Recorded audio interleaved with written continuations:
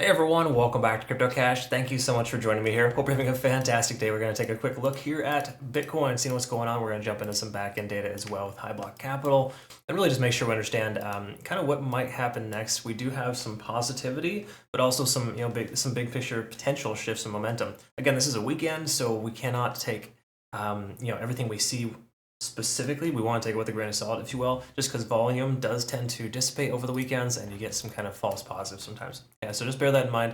Half the reason not to trade Bitcoin on the weekends just because it's typically more volatile and with low volume. So just something to heads up on that. Anyways, if you're new to the channel, I'm not a financial advisor. I love teaching people to trade. I hope you can learn something here today. If you want to learn something more, cryptocash.tech is the site, link down below. Got a trading academy, community, and signals group. Quick little heads up too, we did just partner here with Bitunix. Phenomenal exchange. No KYC, no VPN requirement, $5,500 bonus, deposit rewards, and of course, I think there's some loot boxes too, some fun stuff there.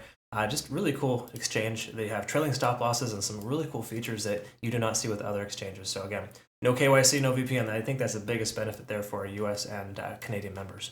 So what we want to look at here with Bitcoin, let's jump into the back end first, kind of get perspective on liquidation. We got some new liquidation levels here at about, well, hold on, this is not the right one here, apologize. Okay, so taking a look here, we got the newer liquidation levels here at about 34,900. So we're starting to see a little bit more longs entering the market. We've also got some really tight shorts here. Look how close that is, 37,500. So 37.5, we got some shorts there. That really tells us there's some high leverage shorts right there close to the current price action. So I hope you're not one of those. If you are, good luck, don't get wrong, but it's a very risky business. Again, with high risk comes high reward, of course, there is that whole theory, but you also get wrecked too. People don't talk about that. All right, so take a look here at the net longs. Let's take a quick look here. We got some late longs here at about 37,200. Price is right at about 37.1, not a big deal. And then of course we got some slightly earlier longs at 37.1. So longs I'd say are averaged out at about 37.1. We got a heavy amount of shorts at 37,200. Okay. So the most amount of interest is at 37.2. That seems to be a point of contention. So obviously make sure you pay attention to that level. We zoom in a little bit here in the last 7 days. We can see there's a lot more liquidation levels starting to form.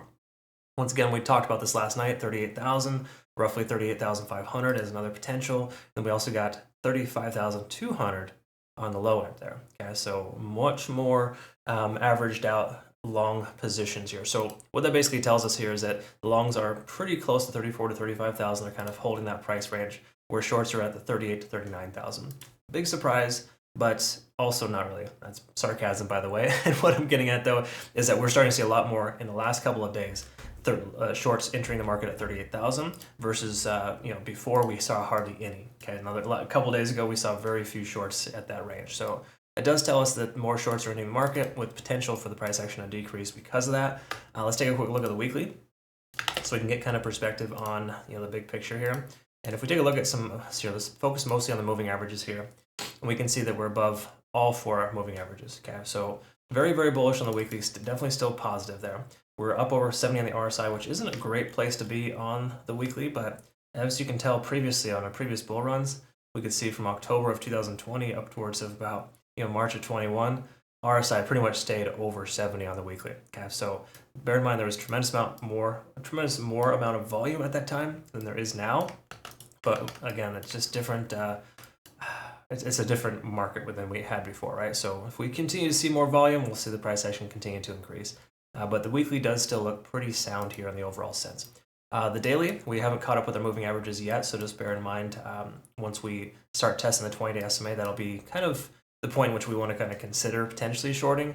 I wouldn't say that shorting right now is a terrible idea, just thinking that generally speaking we're on the wrong side of the tracks. If you're trying to short, you're kind of shorting up or trying to swim upstream, if that makes sense. And if you see here on the MACD, we are not diverging or converging. We're kind of just squeezing together. And that really just tells us we're going to probably see a shift in momentum here soon. Wouldn't be surprised later tonight when Asian market opens or traditional market opens tomorrow, we see a pretty significant shift in momentum. But for right now, we can summarize here that money flow index is still very high. Okay?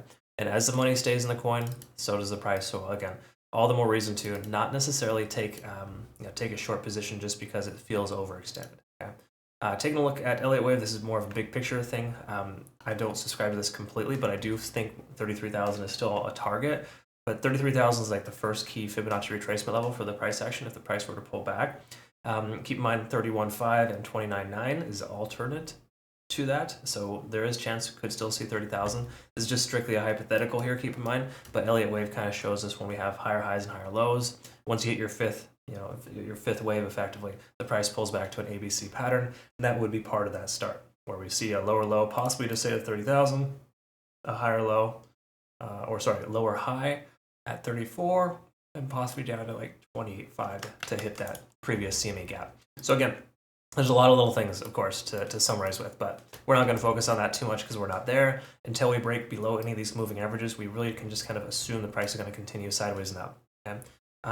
Cool thing here, if we take a look at the 4-hour, is that the RSI and the money flow index are averaging themselves out. That's a pretty consistent thing that we see in a lot of cases when the price action kind of averages itself out before it legs up. You can see that in Bollinger Bands a lot too, when the price compresses and then it eventually, I wouldn't say explodes, but I think we're due for some type of interesting movement tomorrow or tonight. Big surprise, right? Like it's like Sunday, Monday. I mean, it's so typical for us to see those kind of movements anyway. So it's like, anyways, not a big deal. But what I want to talk about here, though, very last thing, is that we are establishing higher lows, which is an important thing, and again, lower highs moderately. Okay, so as we continue to work ourselves into this tight little compressed pattern, there's more potential for breakout. But if we look at Ichimoku Cloud, even though we're barely above the cloud, we're not seeing a lot of momentum and increase in volume. So as the volume stays low, which is normal on the weekends, you can see here, of course, that the price action is staying the same. So in truth, there's not a tremendous amount of new updates here with Bitcoin. I would say on the back end, though, with the liquidation levels, that's probably the most stark reality, that we're seeing a lot more shorts entering the market now, that the price has had difficulty crossing that 38,000 range. Okay.